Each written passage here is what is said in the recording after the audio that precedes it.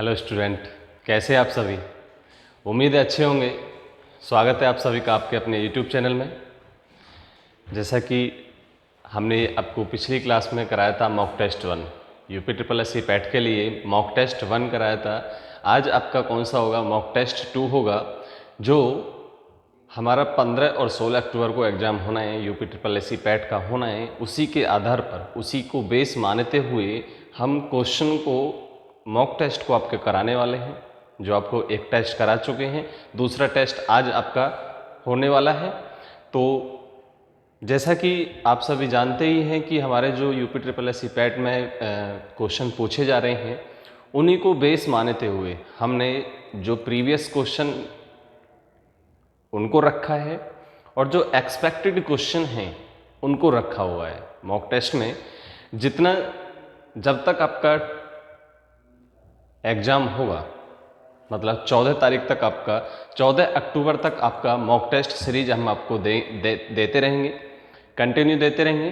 तो mock test को daily लगाएं, मॉक टेस्ट को डेली लगाएं, ताकि आप अच्छा से अच्छा स्कोर आप UP triple S C PET वाले एग्जाम में कर सकें। ठीक है, तो चलिए चलते हैं आज के हम पहले क्वेश्चन की तरफ।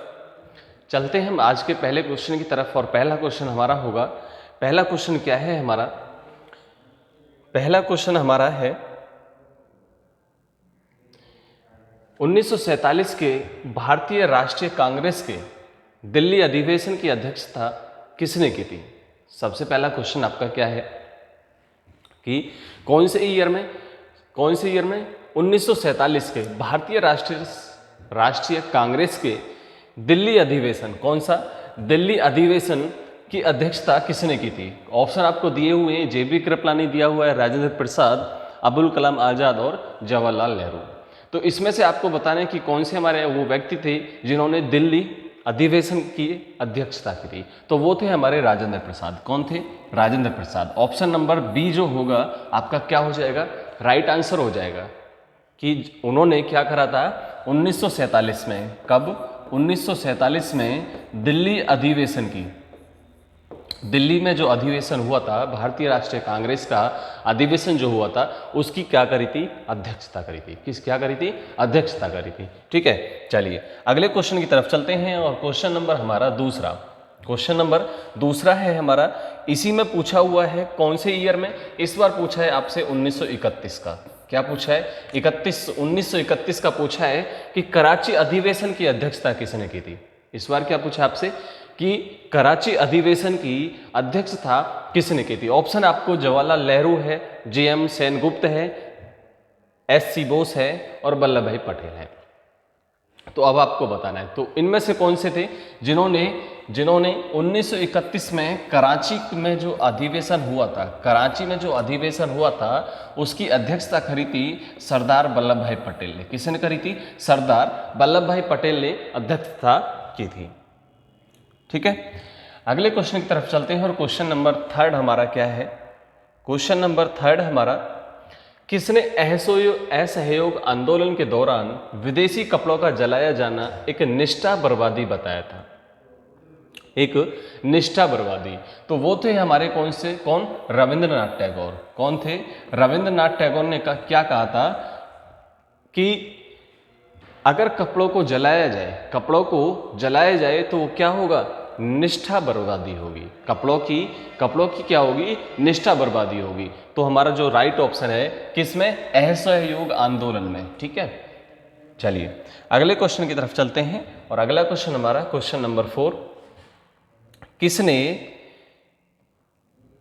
किसने सुझाव दिया था कि स्वतंत्रता प्राप्ति के बाद भारतीय राष्ट्रीय कांग्रेस को समाप्त कर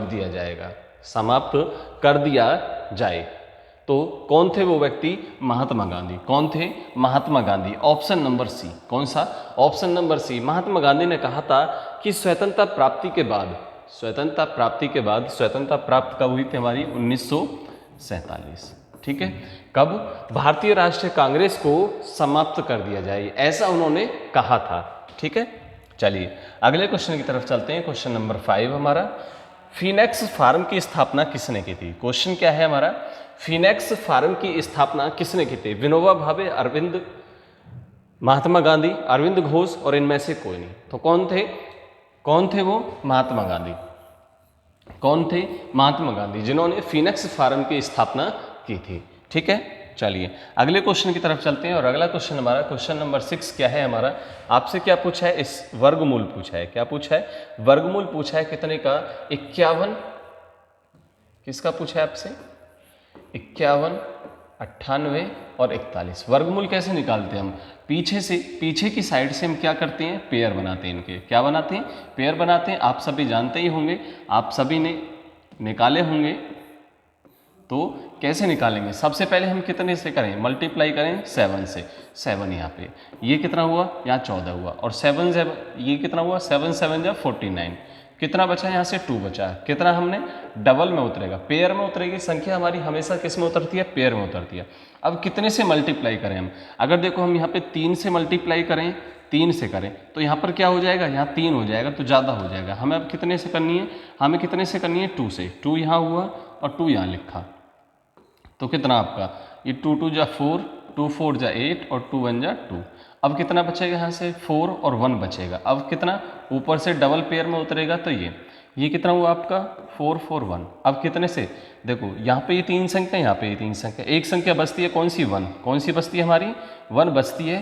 तो 1 की आप मल्टीप्लाई कर दीजिए अब यहाँ पर, तो कितना बन जाएगा आपका? ये 14 41 यहाँ। तो हमारा वर्गमूल क्या हो जाएगा? 721। क्या हो जाएगा हमारा? 721। Option number A. कौन सा हमारा? ऑप्शन नंबर ए जो होगा वो क्या हो जाएगा? हमारा राइट आंसर हो जाएगा। ठीक है, चलिए अगले क्वेश्चन की तरफ चलते हैं। और अगला क्वेश्चन हमारा क्या है? आपसे कहा है कि यदि किसी संख्या का 1/7 संख्या से घटाया जाता है तो परिणाम संख्या से 30 कम होता है। क्या होता है? 30 कम होता है। संख्या ज्ञात करनी है आपको। क्या करना है? संख्या ज्ञात करनी है। संख्या ज्ञात करनी है आपको। अब क्या है? 1/7। 1/7 है आपका, ये क्या है? यहाँ पर क्या होगा? जो ये 30 कम होता है, ये क्या? मैंने माना कि 1 इक्वल कितने के है? 1 इक्वल कितने के? 30 के। 1 इक्वल, ऐसे जब भी आपका इस तरीके से क्वेश्चन आता है तो आप क्या करोगे? जो हमारी ऊपर वाली संख्या उसके इक्वल कितना मानेंगे? जो कम के लिए होता है, जो कम के लिए होता है ये है। और उसके बाद में हमें निकालना कितने का? 7 का। कितने का निकालना है? 7 का। 7 मल्टीप्लाई कितना? 30 इक्वल कितना हो जाएगा आपका? 210। कितना हो जाएगा? 210। Option number D. कौन सा हो जाएगा? ऑप्शन नंबर डी जो होगा वो आपका क्या हो जाएगा? राइट आंसर हो जाएगा। ठीक है, चलिए अगला क्वेश्चन हमारा क्वेश्चन क्या है? 5 के प्रथम 21 गुणजों का क्या करना है? आपको औसत निकालना है। क्या करना है? औसत निकालना है। तो आप क्या करेंगे? आप ऐसे तो करेंगे नहीं कि 5 + 10 + 15 + 20 इस तरीके से करने जाएंगे। तो इस तरीके से करने पे आपका टाइम जो है वो बहुत ज़्यादा लगेगा। क्या लगेगा? टाइम बहुत ज़्यादा लगेगा। तो आपको क्या करना है? सीधा फॉर्मूला आपने पढ़ा होगा कि आपको ये क्या करना है? 21 + 1 और डिवाइड कितने से करना है? 2 से करना है। कर दीजिए। 5 × 22/2, ये कितना? 11 मल्टीप्लाई करेंगे तो कितना आ जाएगा आपका? 55। कितना आ जाएगा? 55। मतलब ऑप्शन नंबर बी जो होगा आपका वो क्या हो जाएगा? राइट आंसर हो जाएगा। क्या हो जाएगा? राइट आंसर हो जाएगा। ठीक है, चलिए अगले क्वेश्चन की तरफ चलते हैं। अगला क्वेश्चन हमारा क्या है? क्वेश्चन है हमारा कि 5/6, 5/6, 10/18 और 25/36 का महत्तम समापवर्तक आपको निकालना है। क्या निकालना है? महत्तम समापवर्तक। आपको हमने बताया था अगर पॉइंट में संख्या होती है तो क्या करना है? पॉइंट को हटाने के लिए 0 बढ़ा लीजिए। लेकिन यहाँ पर क्या है? पॉइंट नहीं है, तो आप ऊपर वाले का क्या निकालेंगे? ऊपर वाले का मैसे निकालिए और नीचे वाले का लेसे निकालिए। ऊपर वाले का लेसे कितना आ जाएगा आपका? 36 आ जाएगा। ठीक है, बराबर करेंगे जब हम इनको तो क्या हो जाएगा? 36 हो जाएगा। और में से ऊपर क्या होगा? ये 5 से डिवाइड, ये 5 से, ये 5 से, तो क्या हो जाएगा? 5/36। तो कौन सा ऑप्शन आपका? Option number A. कौन सा? ऑप्शन नंबर ए जो होगा आपका वो क्या हो जाएगा? राइट आंसर हो जाएगा। ठीक है, चलिए अगले क्वेश्चन की बात करते हैं। और अगले क्वेश्चन में क्या पूछा है आपसे? अगले क्वेश्चन में पूछा है कि बड़ी संख्या कौन है? बड़ी संख्या क्या है? क्या है आपको दिया हुआ है? 5/6, 6/11, 2/3, 8/9 और 6/7 आपको दिया है। तो इसमें आप डिवाइड करके भी निकाल सकते हो कि बड़ी संख्या क्या होगी, लेकिन वो पॉइंट में आएगा आपको, पॉइंट में फिर आप गड़बड़ ना कर जाएं। तो आप क्या करेंगे, इनकी क्या करेंगे, तिरछी मल्टीप्लाई करिए। आप वो कहते हैं ना तिर्यक मल्टीप्लाई, तिर्यक मल्टीप्लाई। तो कितना बताइए, ये कितना 36 और ये कितना 55, ठीक है। 36 छोटी है, क्या पूछा आपसे, सबसे बड़ी। 36 छोटी है मतलब 5/6 आपकी छोटी होगी, 6/11 आपकी बची। अब क्या करना है आपको, 6/11 और 2/3 में आपको देखना है। तो करिए, 11 दूनी 22 और 6 तिया 18। 18 2/3 छोटी होगी, 2/3 छोटी। अभी भी कितना हमारा 6/11 बड़ी चल रही है, 6/11 हमारी बड़ी चल रही है। उसके बाद में कौन सी हमारी 8/9, 8/9 मतलब 11 88 और 9 छिक्के 54। ये कट गई मतलब ये छोटी होगी, ये छोटी होगी। अभी भी 6/11, 6/11 और 6/7, क्या आपका 6/7 मल्टीप्लाई करेंगे 11 से 66 और 6 7 42, फिर ये कट गई मतलब ये वाली बड़ी, ये वाली संख्या मतलब 6 कितना है आपका 6/11 कौन सी होगी 6/11, ठीक है। 6/11 आपकी जो होगी वो कौन सी होगी, बड़ी वाली संख्या होगी। क्या होगी, बड़ी संख्या होगी, ठीक है। चलिए अगले क्वेश्चन की तरफ चलते हैं। और अगला क्वेश्चन हमारा क्या है, क्वेश्चन नंबर 11 क्या है बताना है आपको। उस देश का नाम बताइए जिसमें संशोधन के लिए प्रक्रियाओं की संवैधानिक सुविधाओं को भारत से उधार लिया गया था। किससे लिया गया था, भारत से उधार लिया गया था। ऑप्शन आपको दिया है, ब्रिटेन है, अमेरिका है, दक्षिण अफ्रीका और जर्मनी आपको। तो किससे लिया गया था, क्या और क्या लिया गया था, संशोधन के लिए प्रक्रिया को संवैधानिक सुविधाओं को भारत से उधार लिया। कौन से देश ने, दक्षिण अफ्रीका ने। किसने लिया, दक्षिण अफ्रीका ने। जो देश था वो कौन सा था, दक्षिण अफ्रीका। कौन सा, दक्षिण अफ्रीका, ठीक है। चलिए अगले क्वेश्चन की तरफ चलते हैं। क्वेश्चन नंबर आपका 12 क्या है, भारतीय संविधान के निम्नलिखित में से किस अनुच्छेद द्वारा अस्पृश्यता समाप्त कर दी गई। आपने पढ़ा होगा, पॉलिटी आपने पढ़ी है, पॉलिटी की आपने एमसीक्यू क्लास करी भी होगी। तो हमें क्या बताना है, इसमें क्या बताना है, अस्पृश्यता समाप्त कर दी। कौन से अनुच्छेद, कौन से आर्टिकल के द्वारा हमारी इस अस्पृश्यता जो थी उसका कौन से हमारे आर्टिकल में विवरण है। तो कौन से में आर्टिकल 17 में। कौन से में, आर्टिकल 17 में हमारा अस्पृश्यता का विवरण दिया गया है, ठीक है। चलिए अगले क्वेश्चन की तरफ चलते हैं। और अगला क्वेश्चन हमारा क्या है, क्वेश्चन है भारतीय संविधान के मौलिक अधिकारों के अंतर्गत इनमें से क्या सम्मिलित नहीं है। आपको क्या बताना है, सम्मिलित नहीं है। तो पहले ऑप्शन की बात करें हम कि भाषण की स्वतंत्रता का अधिकार सबको है, कोई भी दे सकता है, कोई भी दे सकता है। विधि के समक्ष समता का अधिकार, ये भी सही है, ये भी सही है आपका। संविधान उपचार का अधिकार, ये भी ठीक है, ये भी ठीक है। बराबर काम के लिए बराबर वेतन का अधिकार, ये तो गलत है, ये तो गलत है। कोई अगर बराबर क्या है, बराबर काम के लिए बराबर वेतन का अधिकार, ये जरूरी नहीं है, ये जरूरी नहीं है। तो आपका क्या हो जाएगा, ये गलत हो जाएगा। मतलब आपका जो राइट आंसर जो होगा इस क्वेश्चन के अंतर्गत, क्वेश्चन के अनुसार जो आपका राइट आंसर होगा वो कौन सा होगा, ऑप्शन नंबर डी आपका क्या हो जाएगा, राइट आंसर हो जाएगा। अगला क्वेश्चन है आपका भारत के संविधान के किस भाग में अंतर्राष्ट्रीय शांति और सुरक्षा को बढ़ावा देना वर्णित किया गया है, तो कौन से, मौलिक अधिकार के द्वारा, प्रस्तावना के द्वारा, राज्य के नीति निर्देशक सिद्धांत के द्वारा, या इनमें से कोई नहीं। तो कौन सा होगा आपका, ऑप्शन होगा आपका ऑप्शन नंबर सी। कौन सा होगा, ऑप्शन नंबर सी जो होगा आपका वो क्या होगा, राइट आंसर हो जाएगा। क्या हो जाएगा, राइट आंसर आपका ऑप्शन नंबर सी हो जाएगा। अगले क्वेश्चन की बात करें हम, भारत का उपराष्ट्रपति होता है, बताइए क्या होता है, लोकसभा का अध्यक्ष होता है, राज्यसभा का पदेन अध्यक्ष होता है, या राष्ट्रीय अध्यक्ष होता है, या शासन अध्यक्ष होता है। तो उपराष्ट्रपति जो होते हैं वो क्या होते हैं, राज्यसभा के पदेन अध्यक्ष होते हैं। क्या होते हैं, राज्यसभा के। जैसे लोकसभा का अध्यक्ष होता है, कौन होता है, राष्ट्रपति, वैसे ही सेम राज्यसभा का अध्यक्ष जो होते हैं वो कौन होते हैं, उपराष्ट्रपति होते हैं। चलिए अगले क्वेश्चन की बात करते हैं। और अगला क्वेश्चन हमारा क्या है,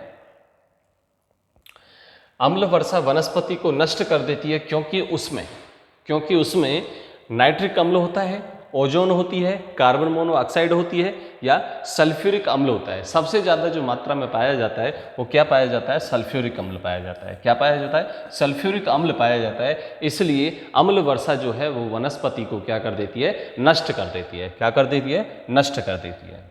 ठीक है, चलिए अगले क्वेश्चन की बात करें।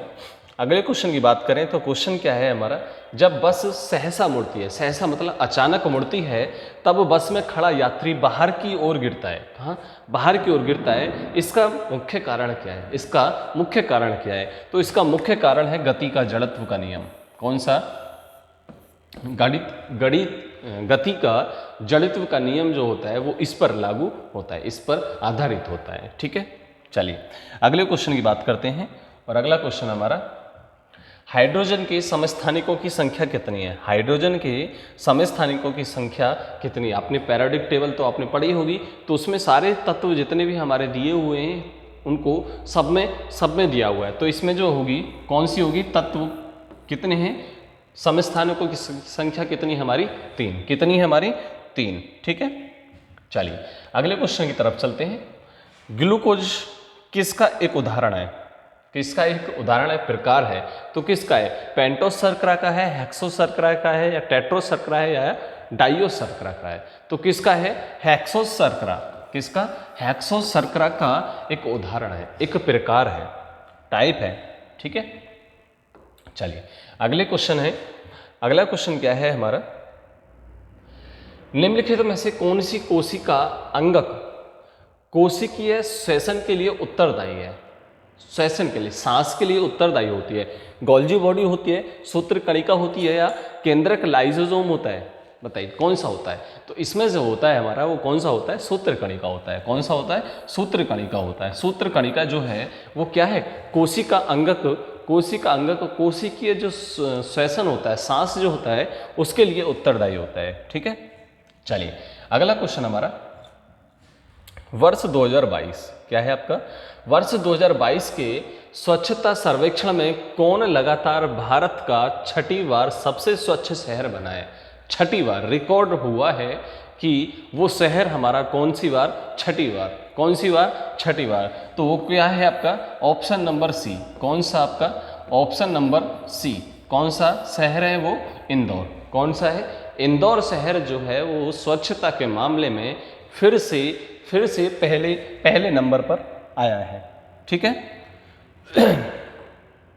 चलिए अगला क्वेश्चन हमारा, अगला क्वेश्चन है कि कौन व्यक्ति हाल ही में केंद्रीय रिजर्व पुलिस बल सीआरपीएफ के नए महानिदेशक बने हैं? कौन बने हैं?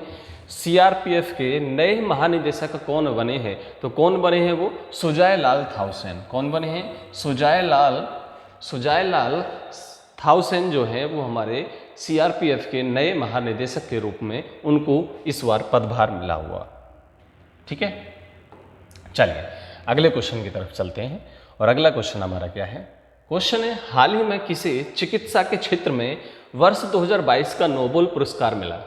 नोबेल पुरस्कार किसको मिला है? किसके क्षेत्र में? चिकित्सा के क्षेत्र में। तो कौन है वो? हमारे स्वांते पावो। कौन है? स्वांते पावो जो हैं उनको चिकित्सा के क्षेत्र में वर्ष 2022 में नोबेल पुरस्कार मिला। ठीक है, चलिए अगला क्वेश्चन है हमारा, और क्वेश्चन है कि प्रतिवर्ष अंतर्राष्ट्रीय वृद्धजन दिवस, international day of older persons कब मनाया जाता है? कब मनाया जाता है? 1 अक्टूबर को मनाया जाता है, 30 अक्टूबर को, 2 अक्टूबर को, या 28 सितंबर को मनाया जाता है? तो ये मनाया जाता है आपका प्रतिवर्ष 1 अक्टूबर को। प्रतिवर्ष 1 अक्टूबर को क्या मनाया जाता है? अंतर्राष्ट्रीय वृद्धजन दिवस। क्या मनाया जाता है? अंतर्राष्ट्रीय वृद्धजन दिवस आपका मनाया जाता है। ठीक है, चलिए अगले क्वेश्चन की तरफ चलते हैं। अगला क्वेश्चन हमारा क्या है? क्वेश्चन है, हाल ही में दिए गए 68वें राष्ट्रीय फिल्म पुरस्कारों में से किसे सर्वश्रेष्ठ अभिनेत्री का पुरस्कार मिला है? सर्वश्रेष्ठ कौन सा? कौन से नंबर का? 68वें नंबर का। कौन से नंबर का?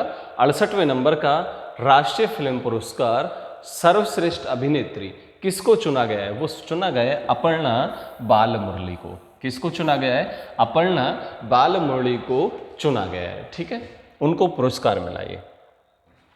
और अगला क्वेश्चन हमारा हाल ही में वर्ष 2022 के वैश्विक नवाचार सूचकांक में भारत का कौन सा स्थान मिला है? भारत को कौन सा स्थान मिला है बताइए? 45वां, 40वां, 49वां या 53वां? तो कौन सा मिला? वो 40वां। कौन सा मिला है? 40वां स्थान मिला है उनको। ठीक है, चलिए अगले क्वेश्चन की तरफ चलते हैं। अगला क्वेश्चन हमारा, कौन व्यक्ति हाल ही में मुकुल रोहतगी के बाद भारत के नए अटॉर्नी जनरल नियुक्त किए गए हैं? भारत के कौन नए अटॉर्नी जनरल? तो कौन है वो? आर वेंकटरमणि है, एस वेणुगोपाल, के नटराजन है, ए सुब्रमण्यम है। तो कौन से वो? आर वेंकटरमणि। कौन है? आर वेंकटरमणि जो है वो भारत के नए अटॉर्नी जनरल के रूप में उनको पदभार मिला इस बार। चलिए अगले क्वेश्चन की तरफ चलते हैं। और अगला क्वेश्चन हमारा, हाल ही में चंडीगढ़ हवाई अड्डे का नाम बदलकर किस स्वतंत्रता सेनानी के नाम पर रखा गया है? तो आपको बताना है क्या? चंडीगढ़ हवाई अड्डे का नाम बदल दिया गया है और किसके नाम पर रखा गया है? वो रखा गया है भगत सिंह के नाम पर। किसके नाम पर? भगत सिंह के नाम पर रखा गया है। ठीक है, चलिए अगले क्वेश्चन की तरफ चलते हैं। क्वेश्चन है हमारा, हाल ही में जॉर्जिया मेलोनी, कौन? जॉर्जिया मेलोनी किस देश की पहली महिला प्रधानमंत्री बनी है या चुनी गई है? कौन? सबसे पहले नाम आता है आपका किसका? Giorgia Meloni. और क्या बनी है ये? पहली महिला कौन? प्रधानमंत्री। तो कौन से देश की बताइए? न्यूजीलैंड की, ऑस्ट्रेलिया की, इटली की या फ्रांस की? तो ऑप्शन है आपका, सही आंसर होगा आपका इटली। क्या होगा? इटली।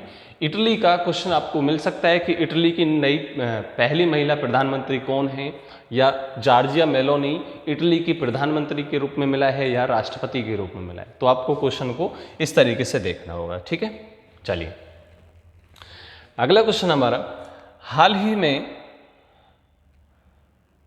किस खेल से संबंधित भारतीय खिलाड़ी झूलन गोस्वामी ने अंतर्राष्ट्रीय खेल से संन्यास लिया है? तो कौन थी वो कौन थी? हमारी क्रिकेटर जिन्होंने हाल ही में अभी अपने 200 मैच भी कंप्लीट किए हैं।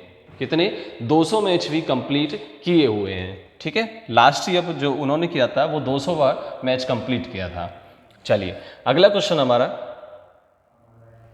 किस वंश के सुल्तानों ने सबसे अधिक समय तक शासन किया था? अब आपको बताना है कि वंश, आपको बताना है कि जिन्होंने सबसे ज्यादा समय तक क्या किया था? शासन किया था। तो कौन थे वो? तुगलक वंश। कौन थे? तुगलक वंश ने सबसे ज्यादा समय तक शासन किया था। ठीक है, चलिए अगले क्वेश्चन पर चलते हैं। दिल्ली सल्तनत की राजकीय भाषा क्या थी? राजकीय भाषा क्या थी? तो बताइए क्या थी? उर्दू थी, अरबी थी, फारसी थी या हिंदी थी? तो वो थी आपकी फारसी। कौन सी थी? फारसी। ऑप्शन नंबर सी जो होगा आपका वो क्या होगा? राइट आंसर होगा। ठीक है, चलिए अगले क्वेश्चन की बात करते हैं। और अगला क्वेश्चन हमारा क्या है? मार्लो मिंटो सुधार किस वर्ष में पारित हुआ था? मार्लो मिंटो किस वर्ष में पारित हुआ था? आपको बताना है। तो बताइए कब हुआ था? 1909 में। कब हुआ था? 1909 में। ऑप्शन नंबर सी जो होगा आपका वो क्या हो जाएगा? राइट आंसर हो जाएगा। क्या होगा? राइट आंसर आपका क्या हो जाएगा? 1909, ऑप्शन सी। ठीक है, चलिए अगला क्वेश्चन है आपका, ईंटों की कृत्रिम गोदी डायड वाला एकमात्र सिंधु स्थल कौन सा था? एकमात्र स्थान कौन सा था आपका बताना है। तो कौन सा था वो हमारा? लोथल। कौन सा था? लोथल। ऑप्शन नंबर ए आपका क्या हो जाएगा? राइट आंसर हो जाएगा। क्या हो जाएगा? ऑप्शन नंबर ए हमारा क्या हो जाएगा? राइट आंसर हो जाएगा।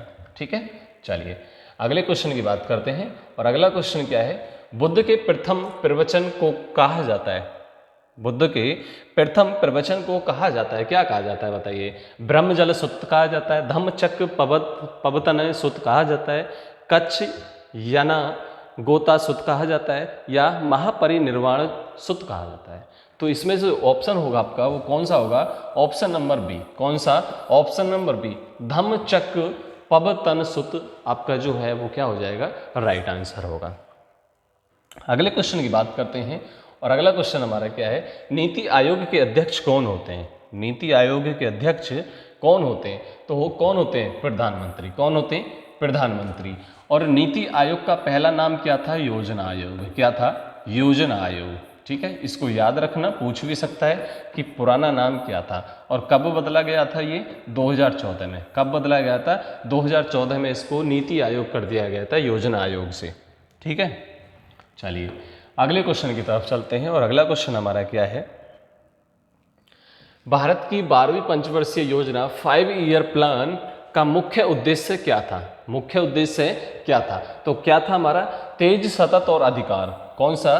तेज, सतत, अधिक सम्मिलित विकास। ऑप्शन नंबर 4 जो होगा आपका वो क्या होगा? राइट आंसर होगा। क्या होगा? राइट आंसर होगा हमारा ऑप्शन नंबर 4 इसका राइट आंसर होगा। ठीक है, चलिए अगला क्वेश्चन हमारा, किस पंचवर्षीय योजना के दौरान राउरकेला, भिलाई और दुर्गापुर में इस्पात संयंत्र स्थापित किए गए थे? कौन सी पंचवर्षीय योजना में? पहली में, दूसरी में, तीसरी में या चौथी पंचवर्षीय योजना में इनको क्या किया गया था? स्थापित किया गया था। तो कौन सी में? दूसरी पंचवर्षीय योजना में। कौन सी में? दूसरी पंचवर्षीय योजना में इनको राउरकेला, भिलाई और दुर्गापुर में क्या किया था? स्थापित किया गया। क्या किया गया? स्थापित किया गया। ठीक है, चलिए अगला क्वेश्चन हमारा क्वेश्चन है, प्रथम चरण में हरित क्रांति किस राज्य में लागू की गई? ध्यान से देखना कि प्रथम चरण में हरित क्रांति किस राज्य में लागू की गई थी? तो हरियाणा में भी की गई, पंजाब में भी और पश्चिमी उत्तर प्रदेश में भी की गई। तो ऑप्शन आपका क्या हो जाएगा? ऑप्शन नंबर 4 आपका क्या हो जाएगा? राइट आंसर हो जाएगा। उपरोक्त सभी क्या होगा? उपरोक्त सभी आपका क्या होगा? राइट आंसर होगा। अगला क्वेश्चन हमारा क्या है? निम्न में से किसके द्वारा राष्ट्रीय योजना समिति का गठन किया गया? क्या? किसके द्वारा राष्ट्रीय योजना समिति का गठन किया गया था? अब आपको बताना है, बताइए किसके द्वारा किया गया था? सुभाष चंद्र बोस के द्वारा किया गया था या जॉन डब्ल्यू मिलर के द्वारा, MS स्वामीनाथन के द्वारा या श्री रंगराजन के द्वारा किया गया? तो किसके द्वारा किया गया था? ये किया गया था सुभाष चंद्र बोस के द्वारा। किसके द्वारा किया गया था? सुभाष चंद्र बोस जी के द्वारा किसका? राष्ट्रीय योजना समिति का गठन किया गया था। ठीक है, अगले क्वेश्चन की तरफ चलते हैं और क्वेश्चन नंबर क्या है हमारा अगला? निम्नलिखित में से किस राज्य में सोमाशिला बांध स्थित है? सोमाशिला बांध आपको बताना है कि कौन से में स्थित है। तो बताइए, केरल में, तेलंगाना में, महाराष्ट्र में या आंध्र प्रदेश में? तो किस में है? बताइए जल्दी से, किस में है? केरल में। किस में है? केरल में। कौन सा? सोमाशिला बांध जो है वो केरल में स्थित है। केरल में स्थित है। अगले क्वेश्चन की बात करते हैं और अगला क्वेश्चन हमारा क्या है? डोगरी भाषा। क्या हमारी डोगरी भाषा मुख्य रूप से किस राज्य में बोली जाती है? किस राज्य में बोली जाती है? असम में बोली जाती है, पश्चिम बंगाल में, मेघालय में या जम्मू कश्मीर में बोली जाती है? तो किस में बोली जाती है? जम्मू कश्मीर में। किसकी में बोली जाती है? जम्मू कश्मीर में सबसे ज़्यादा मुख्य भाषा क्या है? डोगरी भाषा। कौन सी हमारी? डोगरी भाषा सबसे मुख्य भाषा जम्मू कश्मीर की। अगला क्वेश्चन हमारा, चंडीगढ़ की संसदीय सीटें, लोकसभा की संख्या कितनी है? लोकसभा की सीटें हमारी कितनी है? तो कितनी है? 1। कितनी है?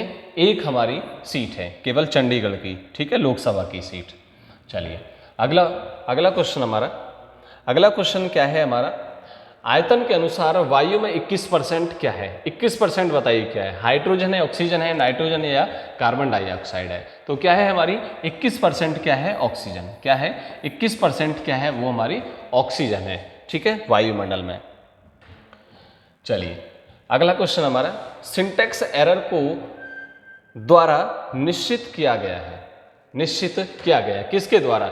इंटरप्रीटर के द्वारा किया जाता है, ALU के द्वारा, लॉजिकल यूनिट के द्वारा या कंट्रोल यूनिट के द्वारा? तो किसके द्वारा किया जाता है? Option number D, control unit. किसके द्वारा? कंट्रोल यूनिट के द्वारा वो किया जाता है। ठीक है, चलिए अगले क्वेश्चन पे चलते हैं और अगला क्वेश्चन क्या है हमारा? जागोई नृत्य। कौन सा हमारा? जागोई नृत्य।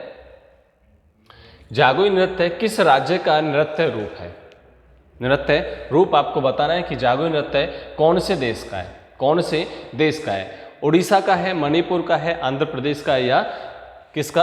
असम का है। किसका? असम का। तो किसका है बताइए जल्दी से, किसका है वो, मणिपुर का। किसका है, मणिपुर का। ऑप्शन नंबर बी, कौन सा, ऑप्शन नंबर बी जो होगा आपका वो क्या हो जाएगा, राइट आंसर होगा। ठीक है, अगले क्वेश्चन की तरफ चलते हैं और अगला क्वेश्चन हमारा क्या है, 17वीं लोकसभा में कुल कितनी महिलाएं उम्मीदवार चुनी गई, कुल कितनी महिलाएं उम्मीदवार चुनी गई, 78, 70, 72, 76। तो हमारा राइट आंसर जो होता है हमारा कौन सा होगा, ऑप्शन नंबर ए। कौन सा होगा, ऑप्शन नंबर ए होगा, 78 महिलाएं उम्मीदवार चुनी गई। ठीक है, चलिए अगले क्वेश्चन पर चलते हैं और अगला क्वेश्चन हमारा क्या है,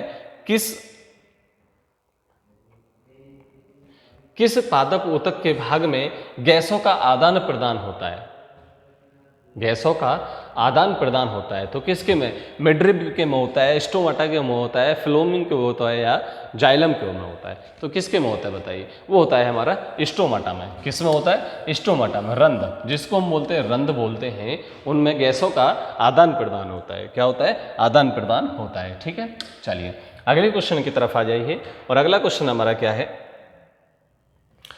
उत्तर भारत में प्रचलित मंदिर वास्तुकला की शैली है, कौन सी शैली है हमारी, नागर शैली है, वेसर शैली है, द्रविड़ शैली है, या शिखर शैली है। तो कौन सी शैली हमारी, नागर शैली। कौन सी है, नागर शैली है। प्राचीन मंदिरों में कौन सी है, नागर शैली आपको दिया हुआ है। ठीक है, चलिए अगले क्वेश्चन पर चलते हैं और अगला क्वेश्चन क्या है हमारा, क्वेश्चन है हमारा ऐतिहासिक लेखों का संरक्षण विज्ञान की किस शाखा के अंतर्गत आता है, किस शाखा के अंतर्गत आता है। तो किसके में आता है बताइए, प्रतिमा विज्ञान के में आता है, मुद्रा शास्त्र में आता है, म्यूजियोलॉजी में आता है, या एपिग्राफ में आता है। तो किसके द्वारा आता है, कौन से में आता है वो, म्यूजियोलॉजी में आता है। किस में आता है, म्यूजियोलॉजी में। ऑप्शन नंबर सी आपका क्या हो जाएगा, राइट आंसर होगा। कौन सा होगा, ऑप्शन नंबर सी आपका क्या होगा, राइट आंसर होगा। ठीक है, चलिए अगला क्वेश्चन हमारा, माउंट एवरेस्ट नाम किसके नाम पर रखा गया था, इंग्लैंड के सम्राट के नाम पर रखा गया था, शिखर पर चढ़ने वाले पहले पर्वतारोही के नाम पर रखा गया था, या भारत के एक महासर्वेक्षक के नाम पर रखा गया था, भारत के वायसराय के नाम पर रखा गया था। तो किसके नाम पर रखा गया था, भारत के एक महासर्वेक्षक। कौन सा, ऑप्शन नंबर सी जो होगा आपका क्या होगा, राइट आंसर होगा। ठीक है, ऑप्शन नंबर सी आपका क्या होगा, राइट आंसर होगा। ठीक है, चलिए अगले क्वेश्चन की तरफ चलते हैं और अगला क्वेश्चन हमारा क्या है, क्वेश्चन है भारत के भौगोलिक मानचित्र कौन तैयार करता है, भारत के भौगोलिक मानचित्र कौन तैयार करता है। तो बताइए कौन तैयार करता है, बताइए जल्दी से, कौन तैयार करता है। तो इसको जो तैयार करते हैं वो कौन करते हैं, भारतीय सर्वेक्षण। कौन करेगा, भारतीय सर्वेक्षण भारत के भौगोलिक मानचित्र तैयार करता है। ठीक है, चलिए अगले क्वेश्चन पर चलते हैं, क्वेश्चन नंबर 53, क्षुद्र ग्रह किन ग्रहों के बीच में देखे जाते हैं।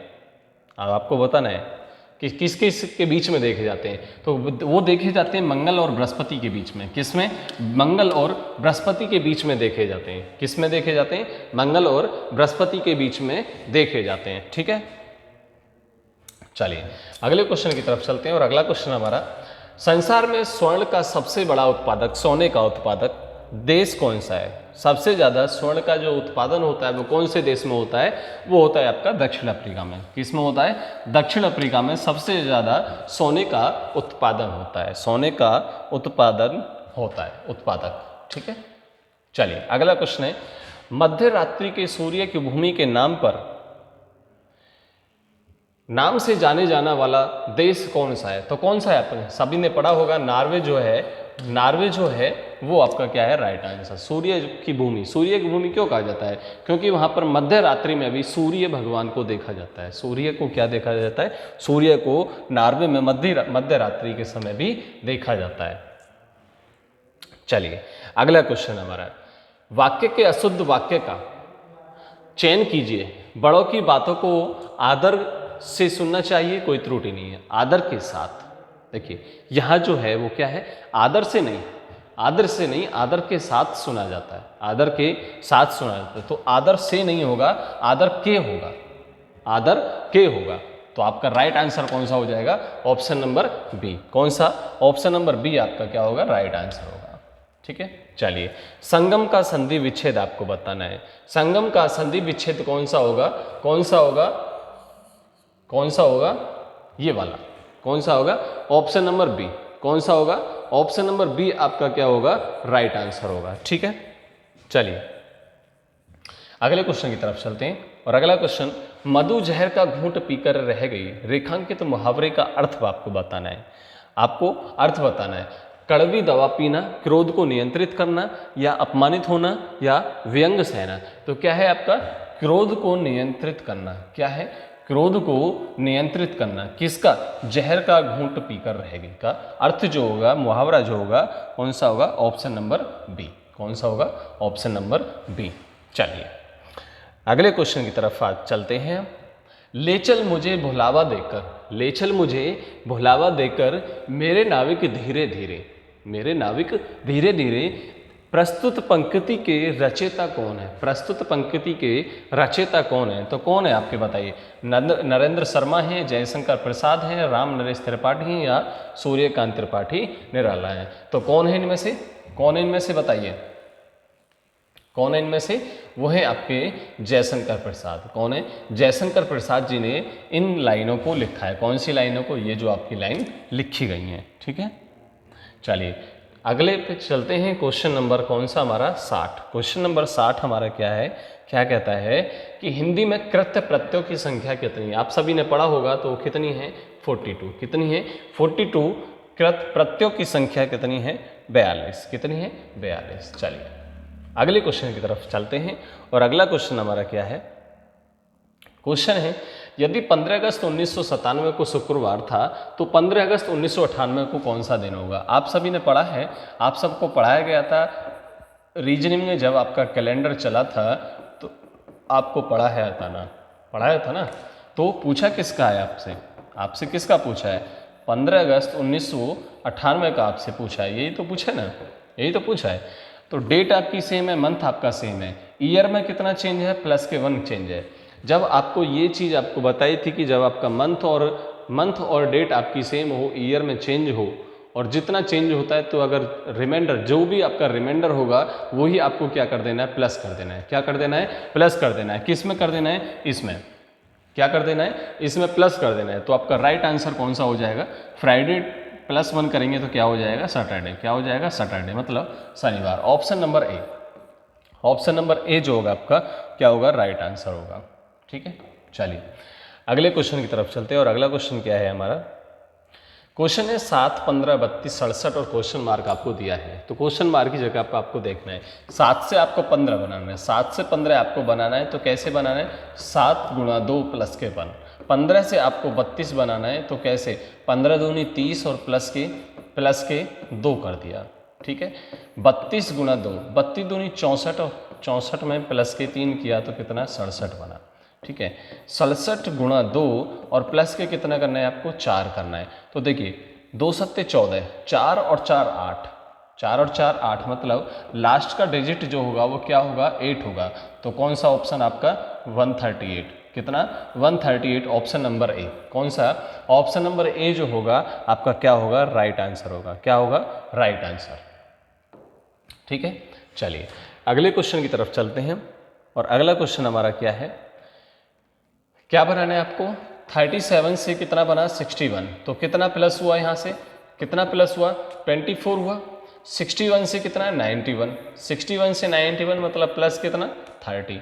कितना? प्लस 30। उसके बाद में यहाँ से कितना प्लस हुआ आपका? यहाँ कितना प्लस हुआ? 6। 36 कितना हुआ? 36। अब देखिए यहाँ पर आपको एक सीरीज मिली आपको, कितना? यहाँ +6 और यहाँ प्लस के 6। तो अब आपको क्या करना है? प्लस के 6 किया तो यहाँ पर आपका कितना? 42, और 42 अब आपको इसमें ऐड करना है और ये आपका आंसर आ जाएगा। तो क्या हो जाएगा आपका? 7 और 2 9, क्या? 7 2 9, 6 और 1 169। कौन सा? 169, ऑप्शन नंबर डी। कौन सा? ऑप्शन नंबर डी जो होगा आपका वो क्या हो जाएगा? राइट आंसर हो जाएगा। ठीक है, चलिए अगले क्वेश्चन की तरफ चलते हैं। और अगला क्वेश्चन हमारा क्या है? क्वेश्चन हमारा ब्लड रिलेशन का। Q, M और N की माता है। Q जो है वो M और N की माता है। N का विवाह O से हुआ। N का विवाह O से हुआ, क्यू ओ से किस प्रकार संबंधित है? क्यू ओ से मतलब ओ जो क्यू जो है वो ओ की क्या लगी, आपको क्या बताना है कि क्यू जो है वो ओ की क्या लगेगी। तो क्या लगेगी बताइए? विवाह इससे हुआ, ठीक है, तो ये क्या हो जाएगी इसकी सास, क्या हो जाएगी सास। ऑप्शन नंबर कौन सा? ऑप्शन नंबर कौन सा आपका? बी। कौन सा आपका? ऑप्शन नंबर बी आपका क्या हो जाएगा? राइट आंसर हो जाएगा। ठीक है, चलिए अगला क्वेश्चन हमारा क्या है? विचार का संबंध किससे है? मस्तिष्क से है। तो बादल का संबंध किससे होगा? मतलब विचार कहाँ आते हैं हमारे? विचार हमारे मस्तिष्क में आते हैं, विचार हमारे मस्तिष्क में आते हैं। और बादल कहाँ बनते हैं? बादल कहाँ बनते हैं? आकाश में। आकाश मतलब आसमान। क्या मतलब? आसमान में। ठीक है, तो आपका राइट आंसर कौन सा हो जाएगा? डी। ठीक है, आज की क्लास के लिए इतना ही रखते हैं। आज की क्लास के लिए इतना ही रखते हैं। बाकी का आपका मॉक टेस्ट 3 आपकी कल क्लास होने वाली है, तो कल तैयार रहिए कल की क्लास के लिए। आज के लिए इतना ही रखते हैं। बहुत बहुत धन्यवाद।